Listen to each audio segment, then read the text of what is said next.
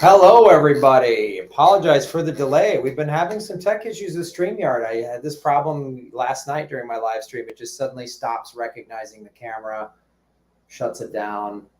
So we can only assume it's the CIA, but it's not frustrating at all. No, I love it. I mean, I wake up in the morning and I go, God, I hope there's some tech issues today, just to bring my blood pressure down. It's fantastic. It's going to be good. Government Secrets mug, folks, only available at the $15 level on Patreon. So fantastic show today. Little Gary Webb part 2. Like, share, subscribe, follow us on all of the social media. Share it out on your social media right now. Thank you for watching on the CIA Tube and, of course, over on Rockfin. And I think that's all of it.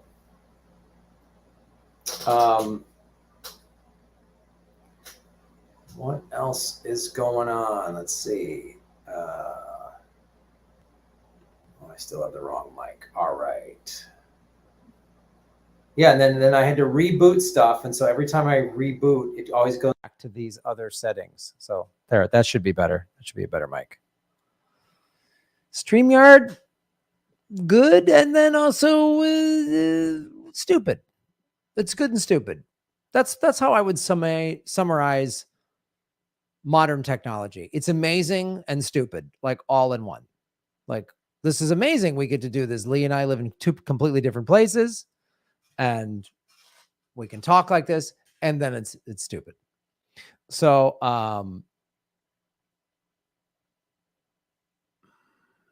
yes, we got there. Much better. There we go. We got the audio fixed. Outstanding. Thank you all for showing up. We appreciate it. Let's see. Is there anything else I'm missing? Anything else? Any other thing I forgot to do or set or click or bling bang or whatever? All right.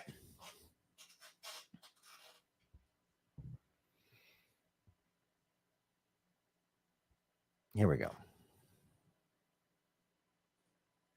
Ladies and gentlemen, welcome to Government Secrets with the 2 most censored comedians in America, Graham Elwood and Lee Camp. Hey, man. What's up? How dare you insult amazing and stupid? That was my nickname in high school. Is that how you signed your yearbook? Lee, yeah. Amazing and Stupid Camp? Absolutely. Oh, damn straight. What sports did you letter in that you were amazing and stupid in? There was spitballing. I don't remember that one. There was dick punching. Did you get into dick punching? Were you really into that? Yeah, I was never varsity. It sucked to be a JV dick puncher. You know, being on the under squad of the dick punchers was really, it was kind of insulting. It wasn't. It didn't feel good. You know. Do you think you just didn't work hard enough, or do you think it was politics? Like, what do you think? Yeah, a lot of it was I would take summers off. I think was the real problem. All the other guys were doing 2-a-day dick punching, and you were out goofing off at the lake or whatever. I also wasn't short enough. You know, all the first string dick punchers, they were all like 5'2", so they could be down there at just dick right level. Yeah. Down there at dick level. Oh, that is the name of my new novel coming up. Graham Elwood, Down There at Dick Level, and it's coming out on Harper Smith or some publisher. I'm not going to self-publish Down There at Dick Level. There's a lot of people. I got a book deal basically for Down There at Dick Level. Oh no, you don't want to self-publish one like that. No, it's too many potential problems. A lot of good marketing options, a lot of merch. I would make merch for anything. I literally would make merch for. Let's make some merch. Dial at dick punching. So, should we get right into it? Should we get right into our Gary Webb part 2? let's finish what we started, and hopefully it does not result in shooting ourselves twice in the back of the head. Yeah, always tell my audience, I'm like, if any you hear of anything, I have some weird death. First of all, I will never OD on drugs. So if there's some like, oh, Graham OD'd on drugs, nope, no way, never Yeah, happened. but you'll probably OD on coconut water or something. Right. It'll be like I drowned in my own vegan smoothie hot tub or whatever. That's what I'm sure. There'll be Face first in a vegan smoothie. Never have a vegan smoothie without a spotter. They always say that. Don't solo vegan smoothie. It's just dangerous. It's like swimming alone. You don't do it. And that's what they're going to. I can just visit us all the week after being like, it's bullshit, man. How could he vegan smoothie twice in the back of the head? It doesn't make any sense. The only way it'll be plausible for me dying, like I'll be 80 something and I'll just have a heart attack and die. Like that's how I'm going to go unless they do something about it. Probably because, something in your hookup with your live stream, the wrong mic is attached and you're like, motherfucker. And then you just, I will lose. That'll be it. I'll just lose it. I'll just be like, you fucking StreamYard. And then I'll grab my heart and keel over. That's what will be what it is. I literally, God, this morning I was like, all right, I just had to take a breath before I started because sometimes I just come in hot on the heels of tech frustrations, which I don't know that that's a good way to start a show. So all these people are like, I'm so excited for the show. And it just blinks on and you're like, oh, fucking God, fucking shit, God damn. And they're like, well, I'm slightly less excited now. No, I was excited. Now I'm just being yelled at for something that I didn't do. So, but all right, let's get into it. So, but by the way, also this is episode 90. This is a kind of a big deal, we're in 10 weeks we'll be in episode 100. So when will 10 weeks be? It'll be October. Would we possibly could we possibly be doing our 100th episode in front of a live audience? In front of a live audience in London? That'd be pretty fucking cool. That would be sweet. We haven't announced it yet because the ticket link's not up, but we have a show in London coming up in October. Yep. And we are working on the London show is definitely going on. We got a show potentially in Paris, and we're working on a bunch of other cities. So get ready for Government Secrets Rocktober, live Rocktober. And we're also doing one in Atlantis. So that should be exciting. It's part of Nessie's mayoral campaign. Yes, we are. We will be stumping for Nessie along the way. So Nessie's doing an underwater whistle stop tour. So really vote early and often for Nessie, if I can quote the late, great Mayor Daley of Chicago. Vote early and often. So we're going to try to get as many dead people in Chicago as possible to vote for Nessie. That's kind of our goal. That's our strategy. Since that's where I'm from, I've always appreciated the Chicago way of dead people voting and ghost payroll for like nephews. So yeah, the dead, they've gotten off pretty easy for a long time. Like they're not really earning their keep. Like they stay free of rent. Right. And in places with great landscaping, and they fucking don't do shit. So it's about time. No, freedom isn't free, Lee. So the dead people need to participate in democracy. So that's why we're getting them all registered to vote. And I think they're probably all going to be supporters of Nessie for 2024. So it's going to be, we're very much excited. Someone in the chat is like, Graham, Nessie's real. All right. That's cool. People, that's a good thing to get excited about. So we talked about last week, we did the part one of a two-part series on Gary Webb. Gary Webb, just a quick recap, was a journalist for a newspaper in San Jose, and he basically uncovered the connection of the CIA selling crack cocaine, and he released a huge story called The Dark Alliance, which like went people were like, oh my God. And people within the Black community were like, yep, we knew it. There's no way. Like that was the other thing too, which was when crack went nuts, everyone was like, well, where is this coming from? Nobody is growing cocaine and turning it into crack in these neighborhoods. So where is it coming from? Right? Like there's no way it just, there's cocaine is grown in Central and South America. So it's like, it can't just appear in cities in America. So he uncovered this Dark Alliance, and that was the name of the story. And it turns out the CIA is not a fan of you blowing up their spot. It's weird. It's weird. Crazy like that. So it appeared in the Mercury News, which is a San Jose paper in 1996, The Dark Alliance. And it examined the origins of the crack cocaine trade in Los Angeles and claimed that members of the anti-communist Contra rebels in Nicaragua had played a major role in creating the trade, using cocaine profits to finance their fight against the government in Nicaragua. It also stated that the Contras may have acted with the knowledge and protection of the CIA.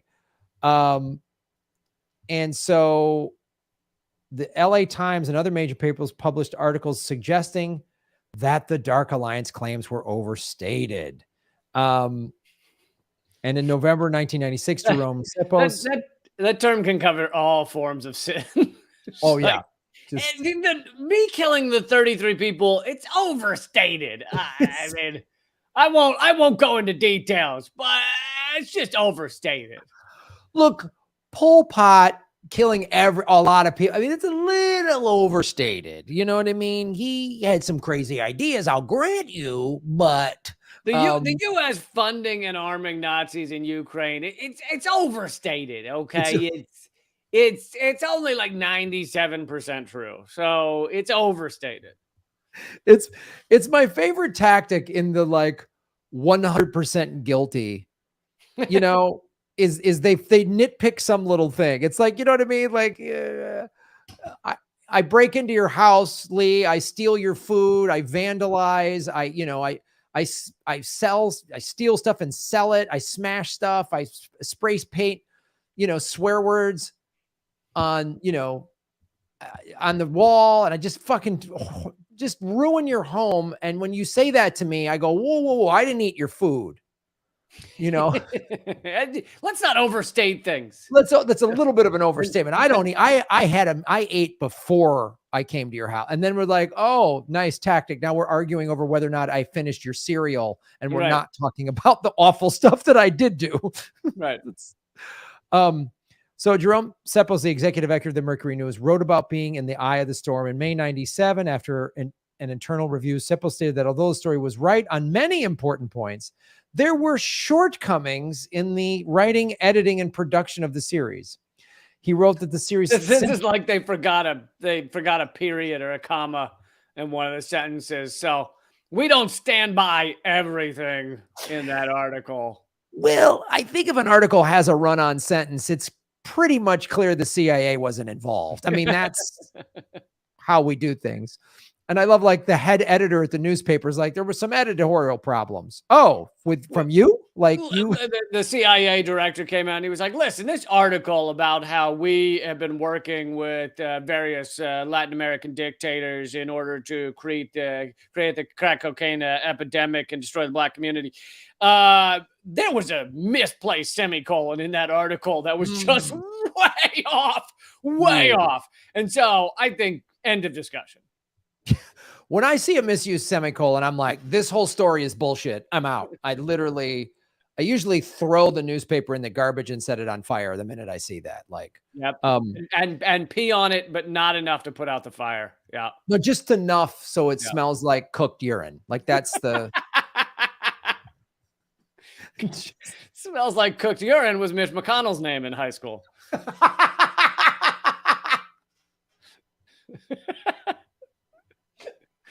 Oh, good old Mitch smells like cooked urine, McConnell. Oh, Eminem or cooked urine, as they call them. So, again, this is another great statement. The editor at the Mercury News says that he thought the series was likely oversimplified the crack epidemic in America and suppose the critical role the dealers written about the players played in it. Webb disagreed with this conclusion. Okay, so then that's just bringing us up to speed on the first part of who Gary Webb is. So there was an article written in The Intercept back when The Intercept was still doing like really good stuff. in I call it pre-capture. Pre-cap. like the Guardian. You go back and look up old articles from the Guardian pre-capture. Fucking great shit, man. Mm-hmm. Guardian pre-capture. Capture was like 2014, 2015. And then it's just state garbage now. But before that, you could get articles that were anti-oil companies, just all kinds of stuff. And The Intercept got captured around 2019, 2018, 2019, it feels like. Yeah, I mean, it's sometimes tough to define, but yeah, it's been a slow process. And there's still people there like doing some good work, over there. But it right, but they're really the exception that proves the rule. Yeah. So again, this is pre-capture Intercept. How the CIA watched over the destruction of Gary Webb, and this was came out in 2014 by Ryan Devereaux. Freshly released CIA documents show how the largest U.S. newspapers helped the agency contain a groundbreaking expose. So this is kind of focused on in the Jeremy Renner film.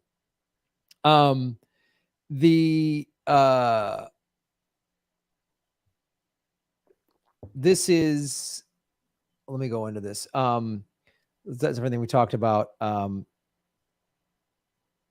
Yeah. And again, just to be clear, on December 10th, 2004, Gary Webb was found dead in an apartment, having ended it by shooting himself twice in the head with the .38 caliber. So when roughly did his article come out? Do you know? It came out in 96. And so from 96 to 2004, it was basically 8 years of torment. Of torment, of them smearing his name. And this is a standard practice. They do this with any whistleblower. I mean, they just always, they isolate. Right. There's someone said in the chat Kiriakou. They're still going after Kiriakou. They're still like ruining his life. Like, yes. Kiriakou is a great example. I mean, Bill Binney, when he revealed what they were doing and how they could have prevented 9/11 and didn't, like they went after Bill Binney. And they still are. I mean, Kiriakou and Bill Binney are involved in Panquake, and they're trying to go after Panquake as hard as they can. People have gone after me because of my association with Panquake. Like it's still happening. So what happened on September 18th of 2014 is when the CIA released a bunch of documents spanning 3 decades of secret government operations. Studies in Intelligence. The materials include a previously unreleased 6-page article titled "Managing a Nightmare: CIA Public Affairs and the Drug Conspiracy Theory." So, managing a nightmare. I wanted to bring that up because, again, this is a Freedom of Information Act, and I think I think the audience needs to see what a good old FOIA release looks like, and we can go through it as a class. This is a proof. This is their managing a nightmare. This is their internal document admitting this and that they had to go after Gary Webb. So the CIA helped contribute to a guy shooting himself in the back of the head twice, which we're supposed to believe. Like, no, the CIA killed him. They put 2 bullets in the back of his head. But okay, let's say he got 2 rounds off. In the first round goes through his head and shuts everything down. His motor is he's dead, and then has one more reflex to get another bullet. Totally believable. Epstein and Jean-Luc Brunel both hung themselves with paper T-shirts. I totally believe that. It's paper can choke a person that's 170 pounds. Totally makes sense. Break bones in their necks that only break when you're strangled. Only break when you're strangled. Yes. And that medical report, I may slightly have something that I don't know in all of your Epstein reporting, if you mention this, but the bones in his neck that were broken, they can break in hangings, but the thing is, they break in hangings like violent hangings where you're dropped from a platform, like the big hangings that you imagine in a Wild West film. They don't break when you're doing what they do in prison, which is put something around their neck and lightly lean against it until Yeah. they lose oxygen. Yeah. So the type of hanging that Epstein supposedly did never fucking breaks bones in your neck. Never. Never. Like literally, yeah, exactly. That's like you jump off a building hanging. You know what I mean? Like, Right. and it was consistent with like somebody coming in and snapping his neck. That's exactly what happened. So, but we're supposed to believe that. We're supposed to believe 2 bullets in the head. Okay. And this is a quote from this document, as you can see. In the world of public relations, as in war, avoiding a rout in the face of hostile multitudes can be considered a success. So Avoiding a route. Okay. a rout. Yeah. And this over here on the right, with drug conspiracy allegations, public attention was certainly enraged as the story was carried nationwide by major local press, TV, and radio. So again, they don't, nowhere in their own document does the CIA go, this was bullshit. They're like, ooh, we got caught. Right. And nowhere in the document do they go, so here's what we should do. We need to let everyone know it's false. That's what we need to do. Hey, guys, get on the phone and just let everyone know it's false. And they're not saying that because it's fucking true. Right. It's insane. And the most virulent of the public attacks against CIA charged the agency with engaging in chemical warfare, systematic genocide, and attempted mass murder against Black Americans. Were key constituencies affected negatively by the story? Inasmuch as the American public is the ultimate constituency for any element of our democratic form of government, the answer has to be yes. The Congress, like it's just,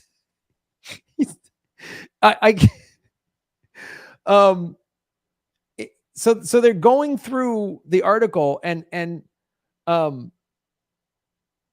because of the ongoing IG review, CIA was limited in its response, and requests for CIA spokesmen to appear on talk radio and TV programs had to be turned down. I love the idea of the CIA being limited in fucking anything. Yeah. When was the last time the CIA was like, you know, we wish we could coup that country, but just, you know, our hands are tied here. We can't get involved in another country. They have their own sovereignty, their own rule of law. When has the CIA ever given a shit about what they are allowed to do? I know. And it's so clear, like they clearly make their strategy rather than going on the defensive of saying, well, wait a minute, and this is, or admitting, like obviously they're never going to admit it, but like they wouldn't even do interviews to just even give a like, wait a minute, this isn't necessarily true or this or that. They just went, no, we're not responding. Let's just make Gary Webb out to be a nutbag. That's what they did. Right. And let's make sure that he loses his job. Let's pressure all these papers. Like they leaned, they're like, boy, I don't know if I keep a guy like that on the payroll. You know what I mean? And then so he loses his job and then he's isolated. And then everyone looks at him like, oh, Webb's, he's gone nuts, you know. And they did a lot of this playbook fairly similarly with Julian Assange and Edward Snowden. They had a tough time getting at either of them. They ultimately have succeeded with Assange to imprison him, but with Snowden, they haven't. But what they did was, you know, they spent years for both of them saying like, oh, they're fucking frauds. There's sexual allegations that aren't really true. There's he's just a dick. You know, it turns out he's a dick. Snowden is he's just a weak soldier. You know, he broke his leg in basic training, so therefore none of this is true. Like, right? They just they make them feel they tarnish their name and they make them feel isolated. Yeah. So here's again another quote. Because of CIA's secret history and public interest in its work, whatever CIA spokesmen say, even denials, can make news. So that's why they were like, we're not even going to say anything. We're just going to go after him. And they go into the role of public affairs. I want to go back to the Intercept article because they do a very good job I wanted to just show people that the CIA's internal document. It's fascinating to me. So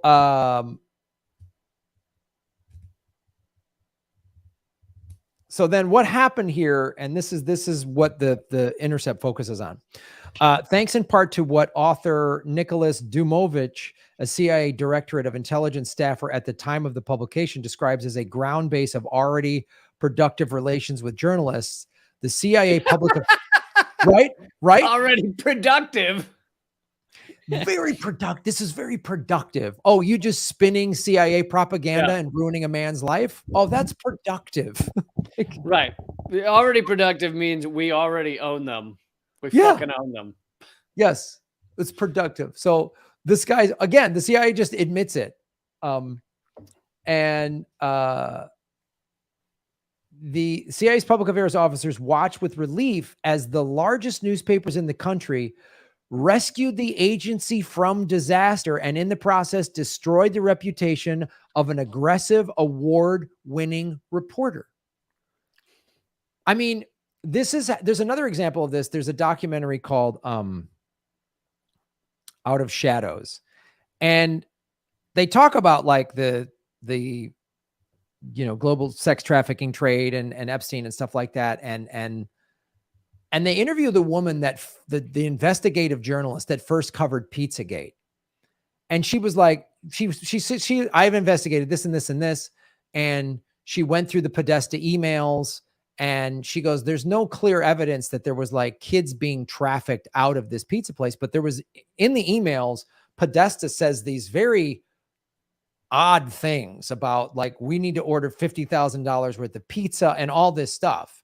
She just, as an investigative journalist, didn't jump on the conspiracy train, but she pointed out like inconsistencies in the Podesta emails and said, this is odd. And talked about how the FBI has on their website, how different types of pizza is used by pedophiles to talk and code online. Right. So she uses, and she goes, I was attacked. I was smeared. I was called a nutbag. And that was one of the most interesting things of that documentary to me. Cause again, it's the same tactic. It's one thing if there's just some YouTuber or whatever, you could call Graham Elwood's nuts about Epstein. He's a crazy comedian who drinks too many vegan smoothies or whatever, but an investigative journalist who just asks the questions that a good investigative journalist should be asking, they're smeared. It's like, that doesn't make sense. And that's what they did again with Gary Webb. And when they smear someone that has like a pretty good reputation and resume, that's when you know that person is probably onto something. So the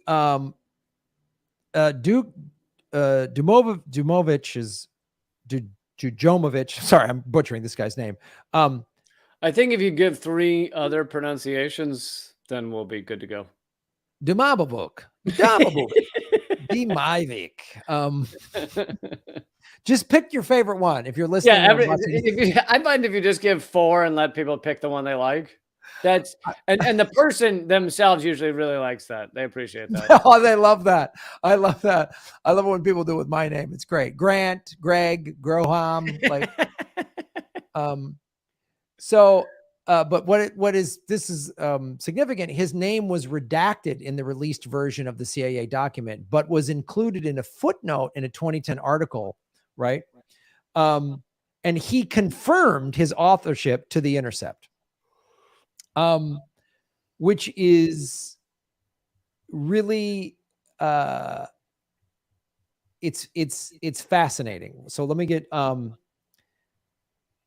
and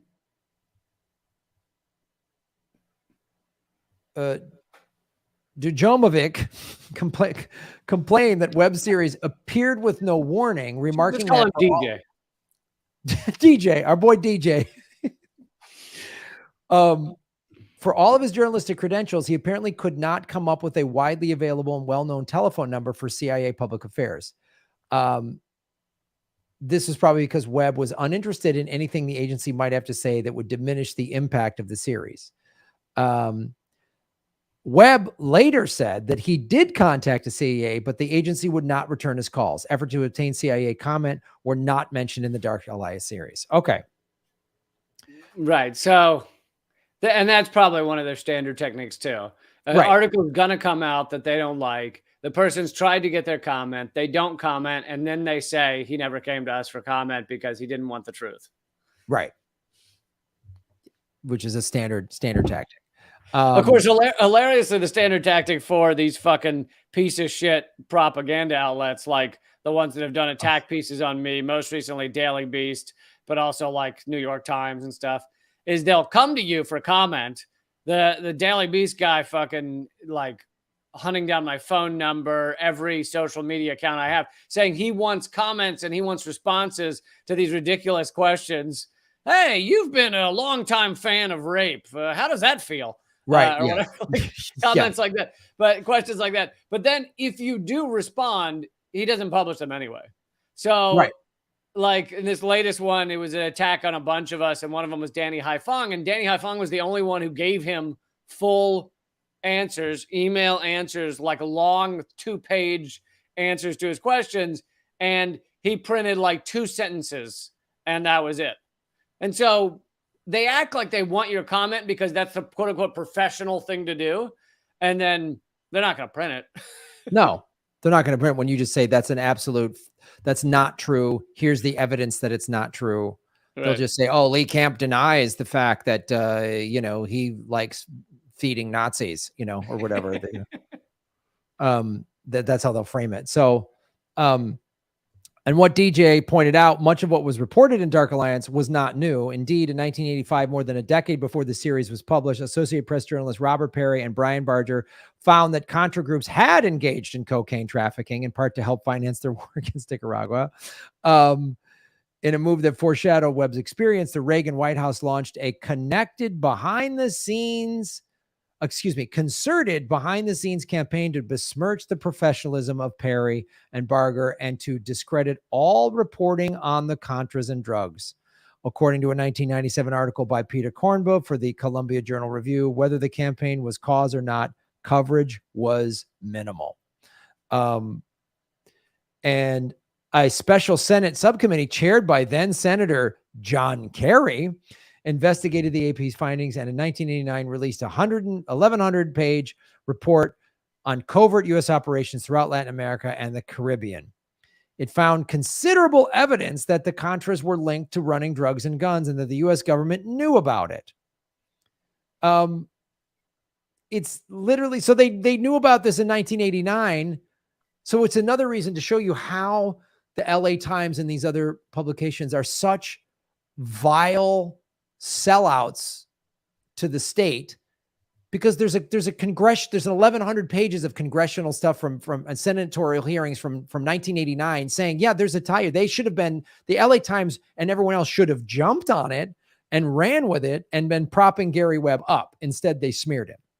Like, right. Because they're all part of the same ruling elite. Like, Congress is there to protect the CIA, and the CIA is there to tell Congress what to do.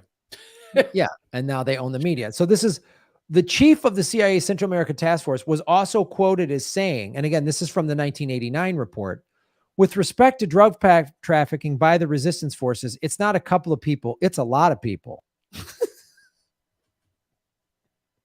And again, this is 1989. Despite such damning assessments, the subcommittee report received scant attention from the country's major newspapers. 7 years later, Webb would be the one to pick up the story. His articles distinguished themselves from the AP's reporting in part by connecting an issue that seemed distant to many U.S. readers, drug trafficking in Central America, to a deeply felt domestic story, the impact of crack cocaine in California's urban African-American communities. So he took it beyond other countries and made it something that was hitting at home. Which is why it was so threatening to the CIA, because it's one thing, I mean, and just the way Americans think, oh, there's some crazy stuff happening down in Central America. I don't know, maybe we shouldn't be involved. Who knows? No. The reason there's drugs problems here, the reason there's violence, the reason every day there's shootings and people getting strung out on crack this is why, because that was in everybody's front yard. That was like, even if you lived in a nice neighborhood in California specifically, crack cocaine and the drug and the gang violence surrounding it was everywhere. And so that's why it should have been a much bigger story and every news outlet should have been talking about it. But they just, when it's well, that's the thing. There's a lot of, with our news media, there's a lot of self-censorship. It's like, yeah, they don't need the CIA to call them up and say, fucking don't run that story.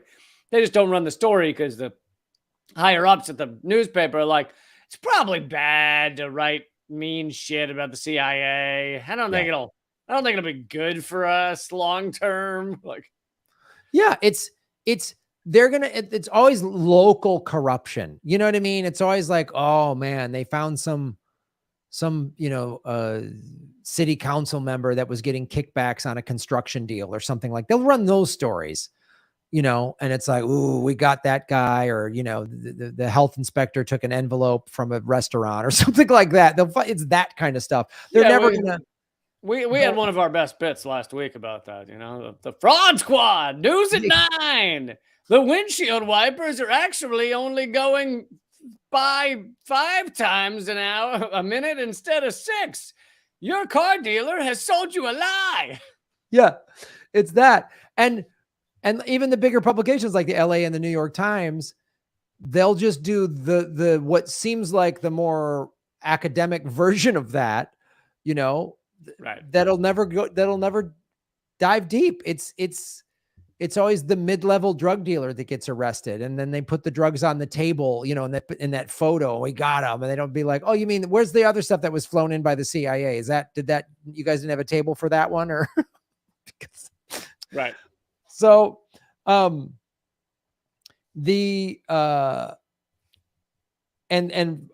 Alliance also talked about Ricky Freeway Ross, a legendary LA drug dealer.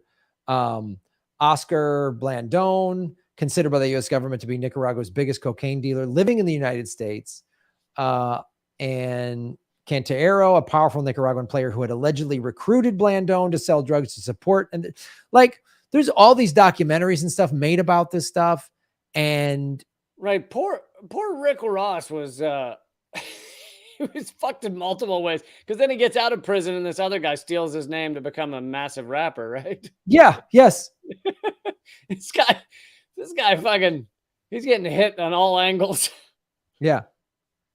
And it was, so a trend,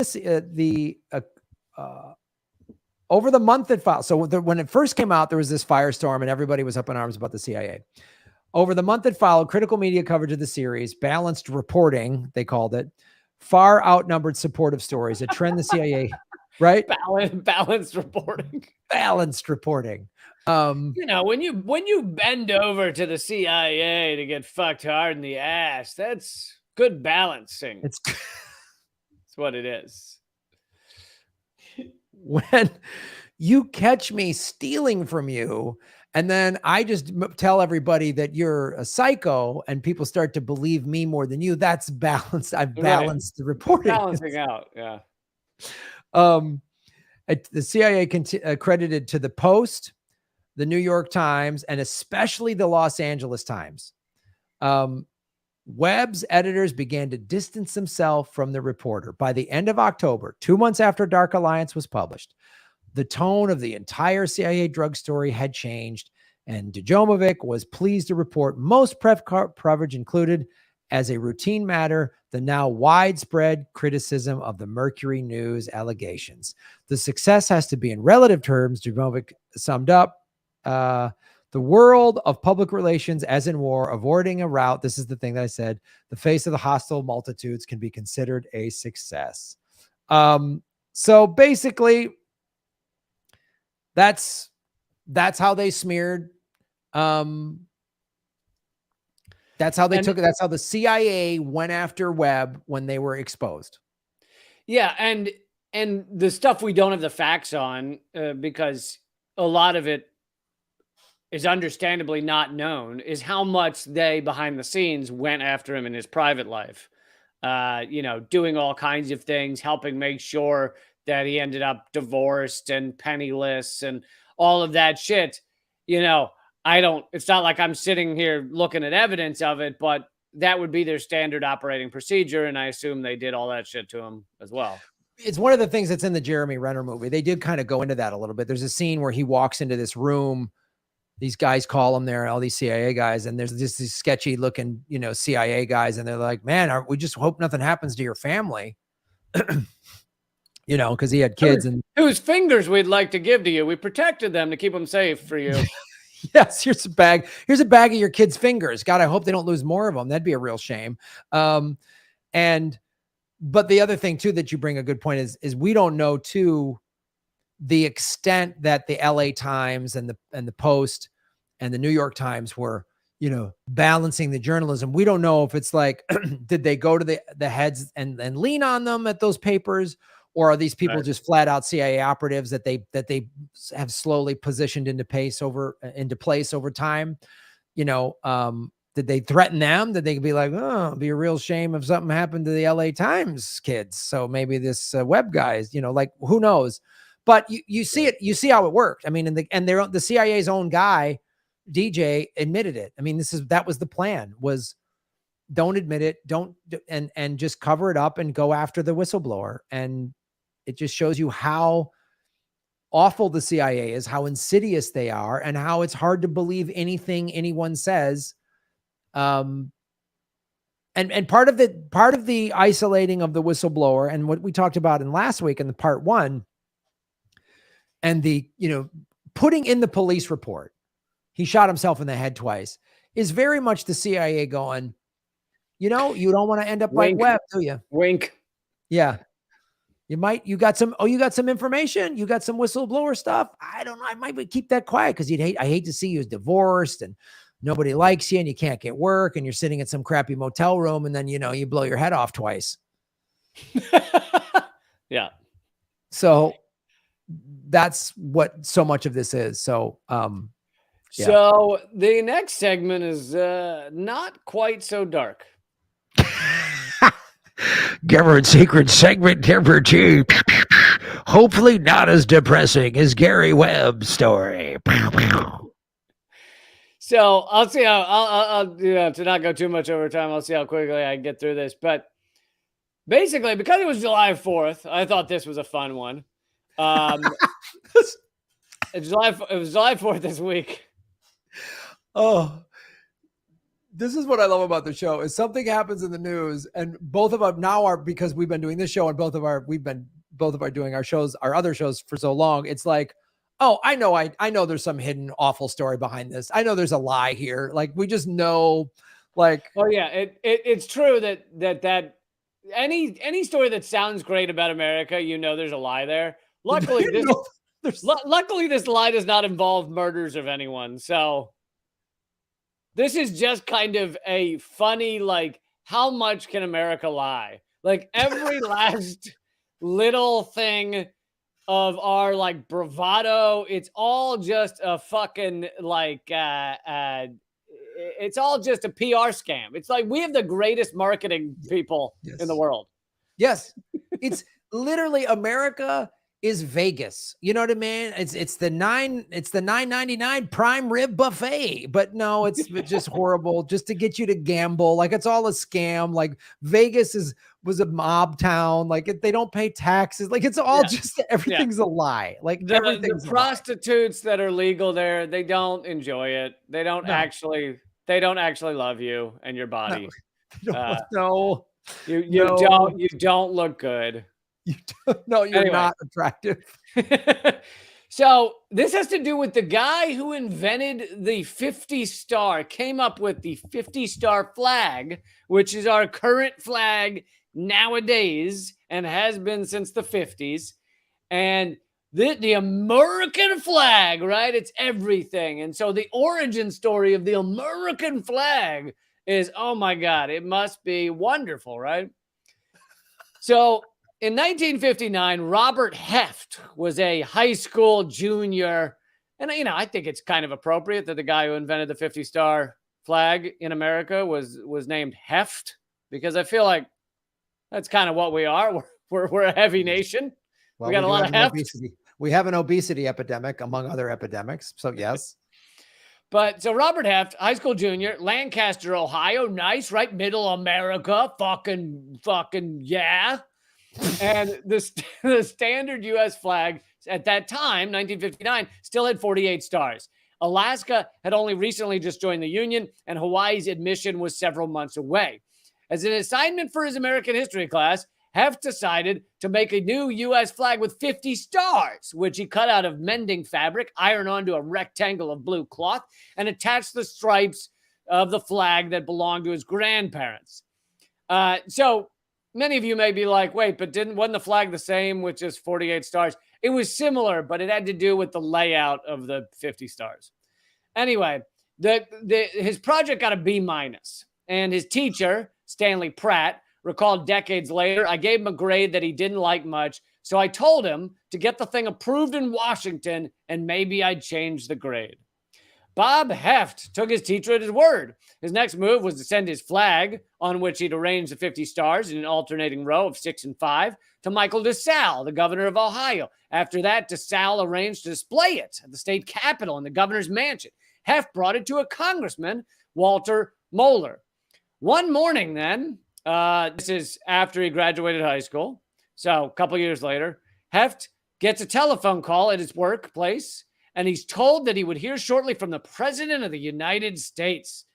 He described it many times afterwards. When the call came, the other employees listed on a speakerphone as Dwight D. Eisenhower himself informed Heft that his design had been officially chosen as the new 50-star flag. God bless America. According to Heft, he was told that thousands of designs had been submitted by the public, but 5 had been singled out for submission to Eisenhower, who selected the flag that Heft created. During their call, Eisenhower invited him to attend a ceremony at the White House, where the new flag would be formally displayed for the first time on Independence Day. I mean, imagine this. Just a little boy from Ohio fucking getting invited to the White House to sit there next to Ike. Holy flying shit. America, where the land of opportunity is for everyone. As long as you're a white man named Heft. As long as you're a white male. Heft, July 4th, 1960, Heft recalled many times after that he found himself seated between Eisenhower and Moeller. Holy shit! They put him next to the president on a viewing stand in Washington, watching as the flag was raised. God bless America. Early the next morning, he emerged from his house. He went back to Ohio and emerged from his house, and there were news vans surrounding the house, all the major networks, crowd of reporters, finding Pratt startled. Finding Heft was startled by it, but he then headed straight to his former classroom. Now, at this point, he's graduated high school. Goes back to his teacher, Pratt, and he reminds him of the deal. Pratt opened his grade book, produced a red pen, and changed the B- to an A. Said, I guess if it's good enough for Washington, it's good enough for me.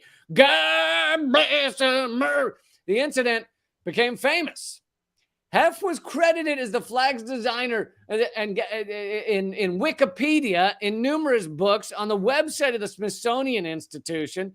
Versions of the story can be found on media outlets from CNN, Fox News, Time, NPR, The Washington Post, Snopes, and Slate.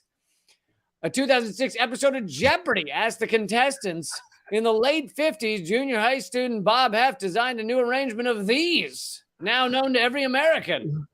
I'm so excited at the whatever the reveal is going to be. I don't know what it is, but I know it's going to be awesome. I know it's just going to be an awesome just bag of lies. Because right now, what you're telling me is just so American patriotic. And he invented the apple pie hot dog as well. And Bob Heft, to this day, his high school is named after them. And good, young, fine Christian souls have become amazing Americans. Thank you to Bob Heft's flag. Like, what's I don't know if you've ever had an apple pie hot dog, but it is fucking incredible. And you got to eat it in a hot tub. All right. You have an apple pie hot dog in a hot tub. Yeah. And bliss on earth. And the hot tub is filled with bourbon. and the hot tub is filled with the blood of the children we've exterminated. So, but it goes on in that it wasn't just that moment. This moment defined Heft's life. He gave speeches, he did appearances, touting himself as the inventor of the 50-star flag, and everyone believed him. He went around and you got to understand, in small town Ohio and the Midwest, that was in the 60s, 70s, 80s, that was a big fucking deal. Like they would literally make him the keynote speaker of at a county fair, the guy who invented the 50-star flag. And then he'd get up there and be like, you got to understand, there used to be 48 and I had to come up with a way to arrange them. And I was up all night. It just don't fit. It just don't fit. And then finally, it came to me at 4 a.m. and I was like 5 and 6. Oh, I'm sure this story just got bigger and crazier. So I drove my old pickup through the snow for 5 nights straight to find those extra 2 stars. And then to find the extra 2 stars. And before I know it, me and Ike are having sex in the Oval Office. I don't know how it happened, but it was right. And it was American. Oh, I went hunting and I found a shotgun and I killed 2 deer and I saw their heads like stars. And I thought, wait a minute, I could arrange the stars on a piece of blue cloth that Annie Oakley herself made or whatever. There's got to be some. And at the ceremony, I killed a Japanese assassin with a throwing star that I then placed on the flag. Oh, God. Speaking of which, Shinzo Abe was murdered yesterday. But anyway, go ahead. Yeah, side note. Shinzo Abe, who wanted to bring back war for Japan, was assassinated yesterday. Anyway, go ahead. You're talking about... apparently loved, had a lot of Nazi colleagues. Big fan of the Nazis. Yeah, he wanted to bring back Imperial Japan. He wanted to reverse this thing in their constitution that says they will never be a part of war. They will never do that. And he wanted to get rid of that. Shinzo Abe. Could you imagine if the U.S. had something in the Constitution saying we wouldn't be a part of war? God. So Heft was frequently called the modern day Betsy Ross. And the article says it testifies to the power of the legends that Americans tell about the origins of their national symbols. The Betsy Ross myth has been largely debunked. The claim that she made the first U.S. flag is supported nowhere in the historical record, but it satisfies a craving for patriotic figures who fulfill a certain need. So then the author of this article, which is anyone can read it at Slate, the author found an article, looked into old time newspapers and found an article from June 14, 1962 issue of Lancaster or Eagle Gazette.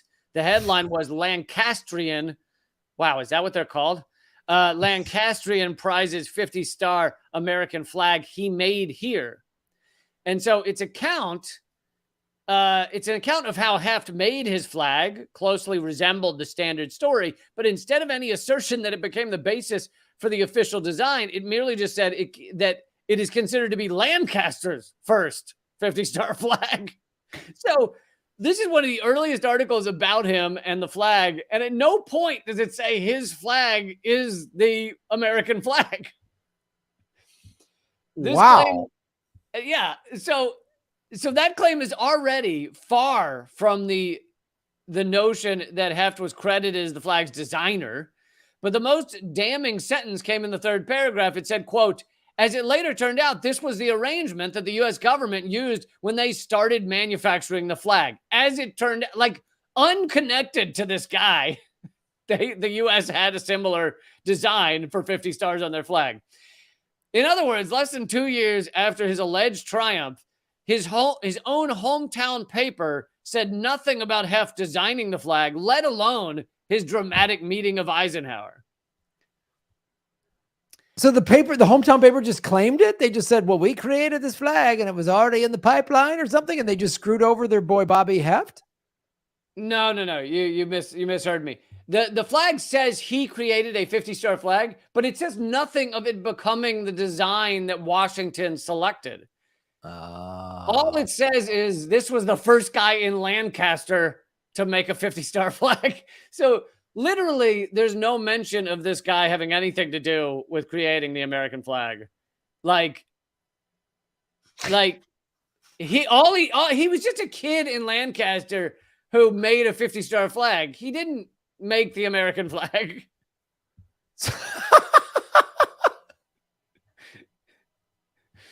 So like the United States already had like a 50-star flag ready to go. Yeah. And they just said, and then this kid just said, it was mine. Well, he started running around Lancaster saying that like his had been selected by Eisenhower, and everybody was just like, I guess, sure, why not?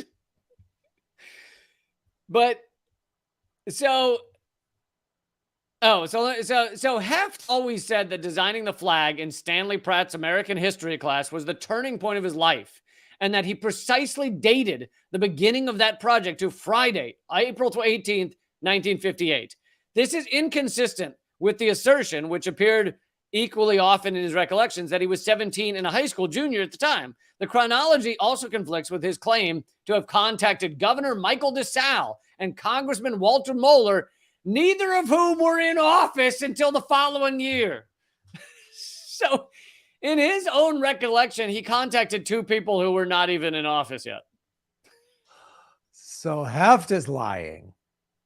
Oh, yeah. So Heft lied his ass off. And the author basically goes through a million more details that I'm not going to get into, but he basically found that the whole story is false. While Heft did make a 50-star flag for his history class, and Pratt may have agreed to change the grade if it were accepted by the government, everything else in the usual account is a lie that Heft embellished for nearly half a century. And he ran for mayor. Did I skip that part? He ran for mayor. Yes. He ran and won mayor of God, I can't find the city. But anyway, let's see if I can find it. So he didn't meet Eisenhower? He never sat with Eisenhower? That was a lie? There's no evidence he ever did. And Eisenhower wasn't at that event. He ran for mayor and won of Napoleon, Ohio. And of course, in many ways, it was because in all of his speeches, he was talking about how he invented the American flag. And in somewhere like Lancaster, Ohio, and whenever that was, the 80s or something, they were like, holy shit, we have a celebrity. By gum, we got a celebrity here. So he I love how you mayor. give Southern accents to people in Ohio. Dang gummit, we up in Ohio now. Like that's Graham. You may be making fun. I bet you that they speak like this in Ohio, in Lancaster, Ohio. Yeah, no, I'm just making up an accent, but I bet you they do say by gum. The by gum was accurate. If this doesn't summarize all of America. So that is why I feel like this story was worth it. It's because it's summarizing America. It's summarized America in a nutshell. Like, okay, a guy made a 50-star flag because all right, Alaska they're about to add a 50th state in Hawaii. Okay, so we need we need 2 more stars in the flag. So I'm going to do this for this high school assignment, and then I'm going to just lie and get credit and say I'm friends with the president and know all these Congress people that weren't even in office.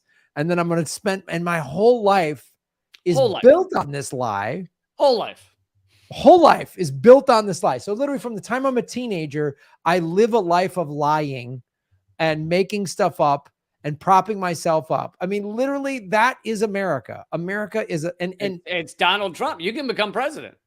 Yeah. Hey, Joe Biden dropped out of his first presidential run because he plagiarized his speeches. Yes. You can just be everything is a liar, but if you make the story good enough, and this is the thing, it's like what George Carlin said. Also, Joe Biden said he marched with Mandela.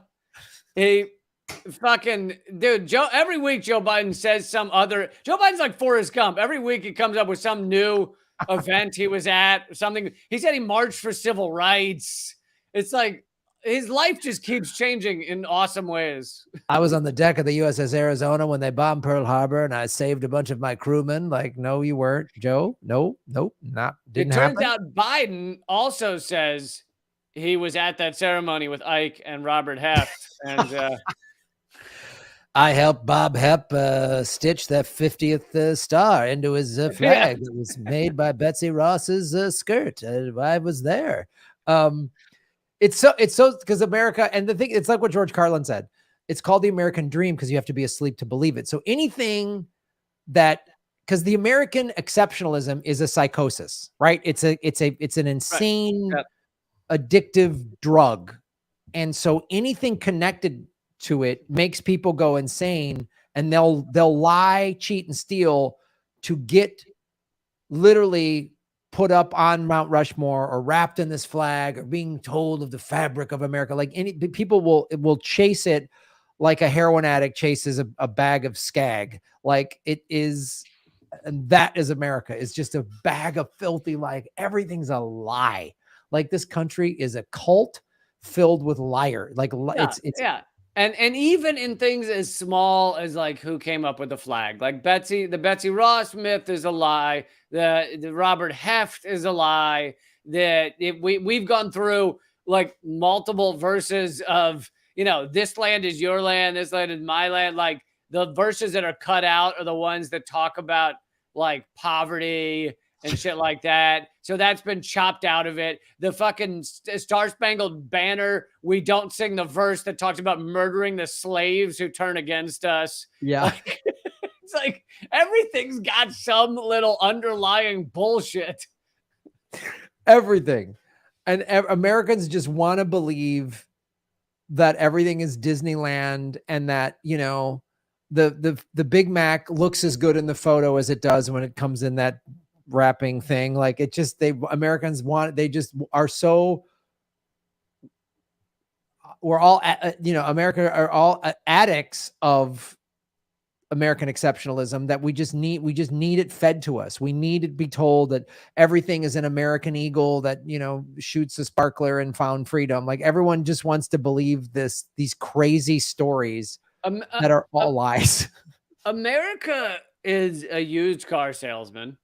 And I once read about one of the biggest tricks that used car salesmen apparently use, which is, and there's a psychological term for it that I can't remember, but basically you go on a test drive, and you're test driving this car, and they say to you, is this the type of car you could picture yourself driving?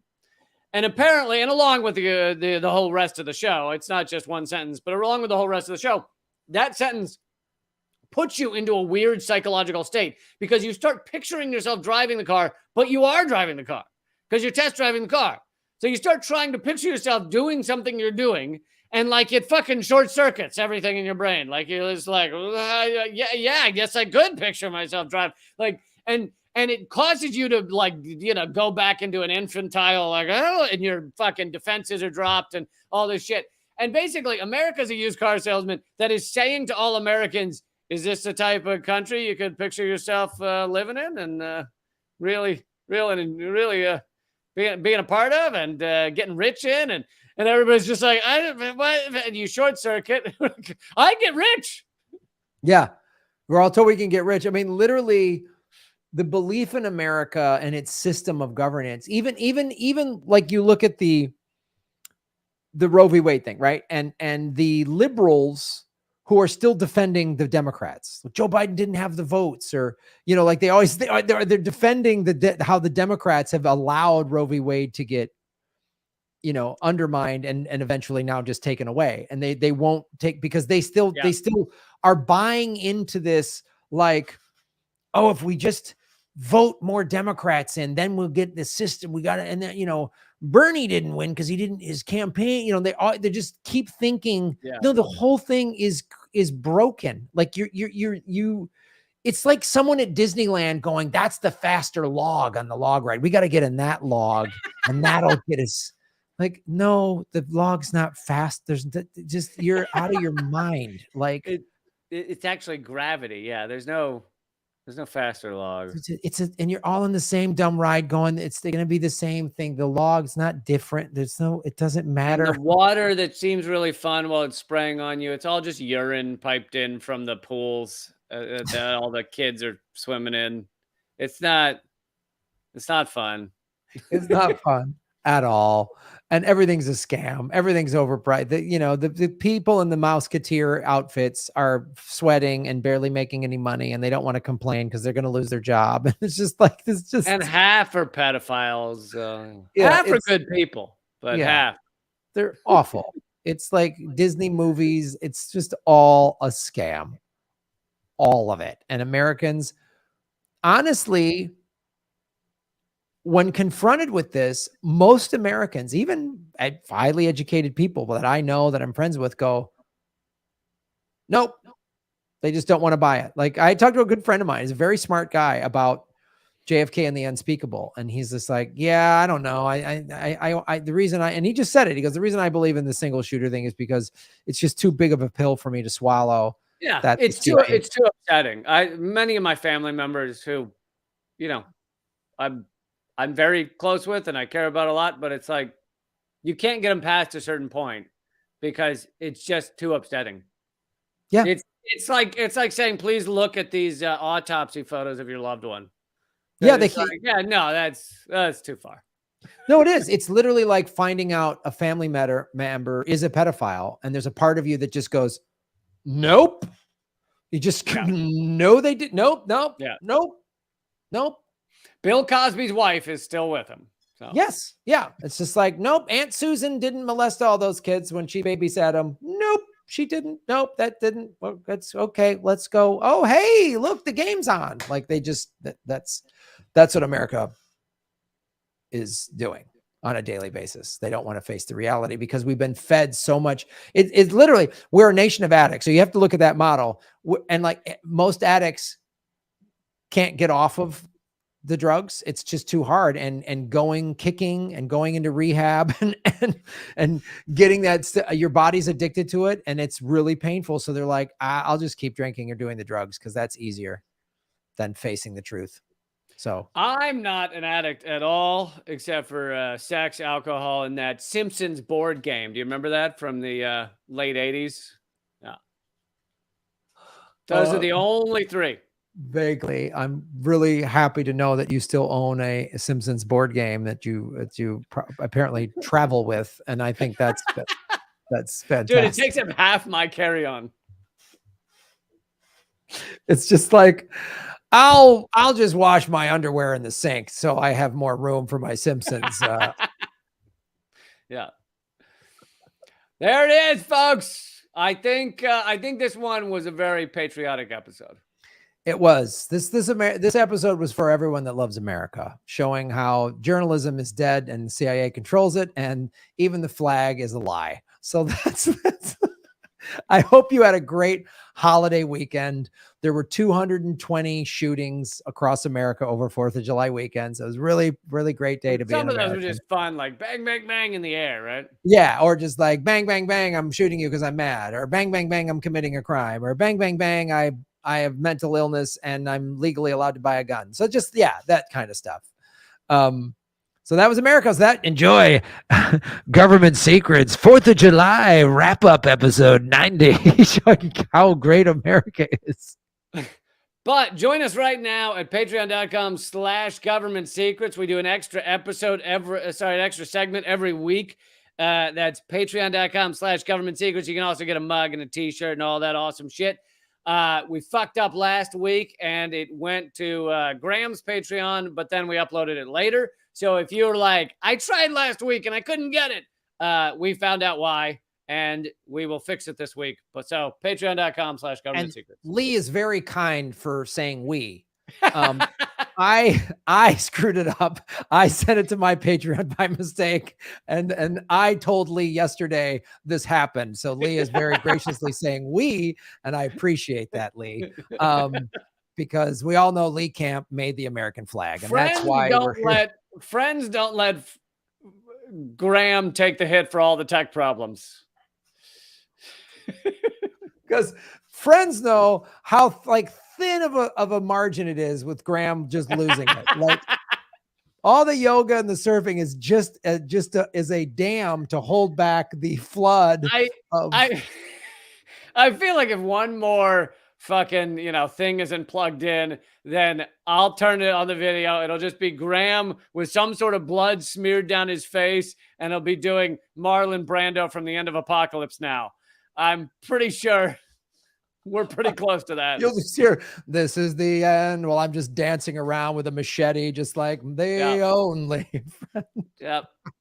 The errand boy sent my grocery clerks to collect the bill. I'm like, oh, all right. Well, tonight's episode is going to be a little different.